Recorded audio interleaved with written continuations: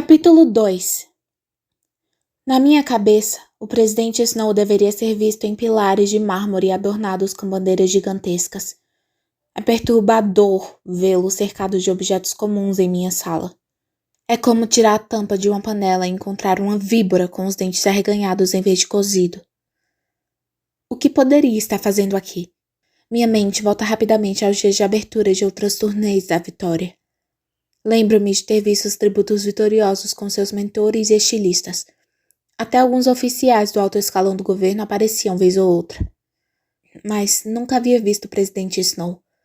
Ele participa das celebrações na capital. Ponto. Para ter feito todo esse percurso desde a sua cidade só pode significar uma única coisa. Estou em sérios apuros. E se estou mesmo, a minha família também está. Um calafrio percorre meu corpo quando penso em minha mãe e minha irmã perto desse homem que me despreza. E sempre me desprezará, porque passei a perna em seus sádicos jogos vorazes, obriguei a capital a fazer papel de boba, e, consequentemente, minei seu controle. Tudo o que estava tentando fazer era manter Pita e eu vivos. Qualquer ato de rebelião que possa ter existido foi puramente casual. Mas quando a capital decreta que apenas um tributo pode ficar vivo e você tem a audácia de desafiá-la, imagino que isso por si só já seja uma rebelião. Minha única defesa era fingir que estava sendo levada à loucura pela minha paixão por Pita. Então, nós dois tivemos permissão para continuar vivos, para ser coroados como vitoriosos, para poder voltar para casa, comemorar, dar adeus às câmeras e ser deixados finalmente em paz. Até agora. Talvez seja a novidade da casa, ou o choque de vê-lo, ou a compreensão mútua de que ele poderia mandar me matar em 1 segundo que faz com que eu me sinta uma intrusa. Como se aquela fosse a casa dele e eu fosse a penetra. Então, não lhe dou as boas-vindas e nem lhe ofereço uma cadeira. Não digo nada. Na realidade, trato-o como se fosse uma verdadeira cobra, do tipo mais venenoso. Fico imóvel, olhos grudados nele, avaliando as possibilidades de uma fuga. Acho que podemos tornar toda essa situação muito mais simples se concordarmos que um não deve mentir para o outro, diz ele. O que você acha? Acho que minha língua ficou congelada e falar seria algo impossível. Então, surpreendo-me respondendo com uma voz firme. Sim, isso nos poupará tempo. O presidente Snow sorri e reparo em seus lábios pela primeira vez. Estou esperando lábios de serpente, o que significa nenhum lábio. Mas os deles são grossos, a pele bastante esticada. Sou obrigada a imaginar se a sua boca foi modificada para fazer com que ele ficasse mais atraente. Se for o caso, foi uma perda de tempo e dinheiro, porque ele não é nem um pouco atraente.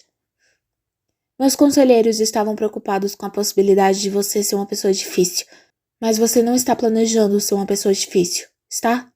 Pergunta ele. Não, respondo. Foi o que eu disse para eles. Eu disse que uma garota que passou por tantos infortúnios para se manter viva não vai estar interessada em jogar tudo isso fora de mão beijada. Sem falar na família que ela precisa proteger. Sua mãe, sua irmã e todos aqueles primos. Pelo jeito como ele demorou para falar a palavra primos, posso dizer de antemão que ele sabe que Gale e eu não compartilhamos nenhuma parte de nossa árvore genealógica. Bom, todas as cartas estão sobre a mesa agora. Talvez seja melhor assim. Eu não me dou muito bem com ameaças ambíguas. Prefiro saber logo como está o placar. Vamos sentar. O presidente Snow senta-se à grande escrivaninha de madeira polida onde Prim faz seus deveres de casa e minha mãe seus orçamentos. A exemplo de nossa casa, esse é um local onde ele não tem nenhum direito, apesar de ter, no fundo, todos os direitos de ocupar. Sento-me em frente à escrivaninha, em uma das cadeiras entalhadas de encosto reto. Ela é feita para uma pessoa mais alta do que eu, de modo que somente as pontas dos meus pés tocam o chão. Estou com um problema, senhorita Everdeen, disse o presidente Snow. Um problema que começou no momento em que você pegou aquelas amoras envenenadas na arena. Esse foi o momento em que imaginei que se os idealizadores dos jogos tivessem de escolher entre assistir a Pita e eu cometermos suicídio, o que teria significado a falta de um vencedor, e permitir que nós dois permanecêssemos vivos, eles ficariam com a segunda opção. Se o chefe dos idealizadores dos jogos, Seneca Crane, tivesse alguma coisa naquela cabeça, ele teria transformado você em pó ali mesmo. Mas ele teve um desafortunado ataque de sentimentalismo. Então, você está bem aqui. Pode imaginar onde ele está? Pergunta ele. Balanço a cabeça porque, pela maneira como ele fala, está mais do que claro que Seneca Crane foi executado. O cheiro de rosas e de sangue ficou ainda mais forte agora que apenas uma escrivaninha nos separa. Tem uma rosa na lapela do presidente Snow, que pelo menos sugere uma fonte para o perfume da flor, mas ela deve ser geneticamente aprimorada, porque nenhuma rosa verdadeira exala um aroma como aquele. Quanto ao sangue, eu não sei. Depois disso, não havia mais nada a fazer além de deixar que vocês dois prosseguissem com sua pequena encenação. E você foi muito boa nisso também, como aquele jeitinho de estudante loucamente apaixonada. As pessoas na capital ficaram bastante convencidas. Infelizmente, nem todo mundo foi enganado por seu ato dramático, diz ele. Meu rosto deve estar registrando pelo menos uma pontinha de espanto por ele tocar nesse assunto. Isso, é claro, você não sabe. Você não tem acesso a informações sobre o clima nos distritos. Em vários deles, todavia, as pessoas viram seu pequeno truque com as amoras como um ato de desafio, não como um ato de amor. E se uma garota do Distrito 12, logo esse, pode desafiar a capital e escapar incólume, o que os impedirá de fazer o mesmo? Diz ele. O que poderá impedir, digamos, um levante? Demora um pouco para a última sentença dele penetrar na minha cabeça. Então todo o peso dela me atinge em cheio. Ocorreram levantes? Pergunto, não só tremendo de medo, mas também um pouco exultante diante da possibilidade. Ainda não, mas ocorrerão se o curso dos acontecimentos não mudar. E é sabido que levantes levam a revoluções. O presidente Snow esfrega um ponto em cima da sobrancelha esquerda, o exato ponto onde eu mesma tenho as minhas dores de cabeça. Você faz alguma ideia do que isso significa? De quantas pessoas morreriam? Das condições que os sobreviventes teriam de enfrentar? Independentemente dos problemas que alguém possa ter com a capital, acredite quando digo que se ela lançar suas garras sobre os distritos, mesmo que por um curto período de tempo, todo o sistema desmoronará. Fico chocada com a franqueza e mesmo com a sinceridade de seu discurso, como se a sua principal preocupação fosse o bem-estar dos cidadãos de Panem, quando, na verdade, nada poderia ser mais distante da verdade do que isso. Não sei como ouso dizer as palavras seguintes, mas digo. Ele deve ser muito frágil mesmo, se um punhado de amoras pode derrubá-lo. Há uma longa pausa enquanto ele me examina. Então, ele apenas diz. É frágil sim, mas não da maneira que você imagina. Alguém bate na porta e em seguida o homem da capital estica a cabeça. A mãe dela quer saber se o senhor quer chá. Eu gostaria. Gostaria muito de tomar um chá, diz o presidente. A porta se abre ainda mais e lá está minha mãe em pé segurando uma bandeja com um serviço de chá de porcelana que ela trouxe para a costura quando se casou. Pode colocar aqui, por favor. Ele coloca o livro que estava lendo no canto da escrivaninha e dá uma batidinha com a mão no centro. Minha mãe coloca a bandeja na escrivaninha. Ela contém um bule de chá e xícaras de porcelana, leite e açúcar, e um pratinho com biscoitos lindamente decorados com suaves flores coloridas. A decoração só pode ser obra de Pita. Que visão mais convidativa. Você sabe, é engraçado quanto as pessoas frequentemente se esquecem que os presidentes também precisam comer. Diz o presidente Snow, com todo o seu charme. Bom, de qualquer modo, o gesto parece acalmar um pouco a minha mãe. O senhor deseja mais alguma coisa? Posso preparar alguma coisa mais substanciosa se o senhor está com fome, oferece ela. Não, melhor do que isso, impossível. Muito obrigado, diz ele, dispensando-a. Minha mãe curva a cabeça, olha para mim de relance e vai embora. O presidente Snow serve o chá para nós dois e coloca leite e açúcar em sua xícara. Em seguida, passa um bom tempo mexendo. Sinto que ele já disse tudo o que tinha a dizer e está esperando minha resposta. Eu não tive intenção de começar nenhum levante, digo a ele. Acredito em você. Pouco importa. Seu estilista acabou sendo profético na escolha de seu traje. Katniss Everdeen, a garota em chamas. Você acendeu uma fagulha que, se não for contida, pode crescer e se transformar num inferno que destruirá Panem. Diz ele. Por que o senhor simplesmente não me mata agora? Solta a pergunta. Publicamente? Isso apenas acrescentaria combustível às chamas. Providencie um acidente, então, sugiro. Quem acreditaria nisso? Pergunta ele. Você não acreditaria se estivesse assistindo. Então o senhor poderia simplesmente dizer o que deseja que eu faça. É só dizer que eu faço. Se ao menos a coisa fosse assim tão simples. Ele pega um dos biscoitos floridos e o examina. Magnífico. Foi sua mãe que fez? Pita. E pela primeira vez descubro que não sou capaz de encará-lo. Vou pegar o chá, mas o coloco de volta quando ouço o ruído da xícara roçando no pires. Para disfarçar, pego rapidamente o biscoito. Pita, como está o amor da sua vida? Bem, digo. Em que momento ele se deu conta do grau exato de sua indiferença? Pergunta ele, mergulhando o biscoito no chá. Eu não sou indiferente. Mas talvez não tão encantada com um jovem quanto fez o país acreditar, diz. Quem diz que eu não sou? Eu, digo. E não estarei aqui se fosse a única pessoa que tivesse dúvidas a esse respeito. Como anda o primo bem apessoado? Eu não sei. Eu não... Minha ojeriza em relação a essa conversa, a discutir com o presidente Snow meus sentimentos por duas das pessoas que mais estimo, faz com que as minhas palavras saiam engasgadas. Fale, senhorita Everdeen.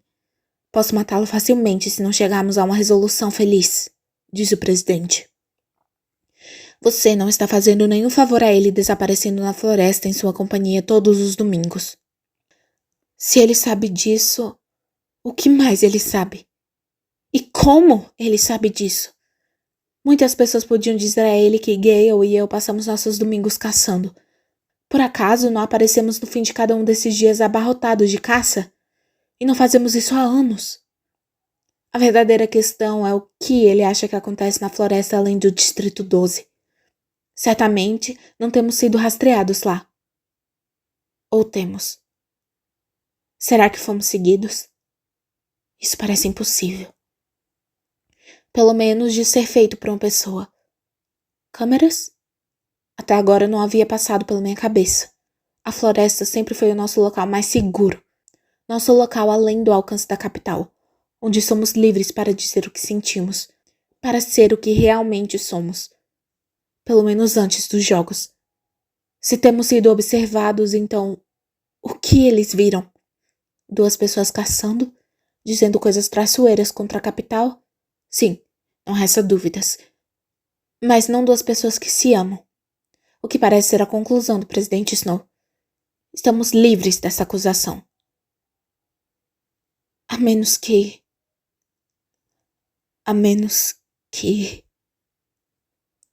Aconteceu uma única vez. Foi rápido e inesperado, mas aconteceu de fato. Depois que Pita e eu voltamos dos jogos, passaram-se várias semanas até que eu ficasse a sós com Gale.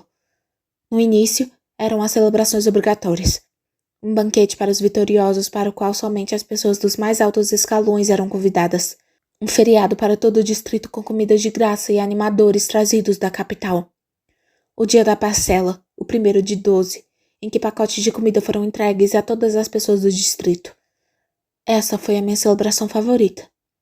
Ver todas aquelas crianças famintas da costura correndo de um lado para o outro, brandindo latas de creme de maçã, carne enlatada e até balas. Em casa, pesados demais para serem carregados, seriam encontrados sacos de grãos, latas e óleo. Saber que uma vez por mês, por um ano inteiro, todos eles receberiam uma nova parcela. Essa foi uma das únicas vezes em que realmente me senti bem por ter vencido os jogos. Então, Entre cerimônias e eventos e repórteres documentando todos os meus passos enquanto me apresentava em público e agradecia e beijava Pita para a audiência, eu não tinha nenhuma privacidade. Depois de algumas semanas, as coisas finalmente arrefeceram. As equipes de filmagem e os repórteres foram embora.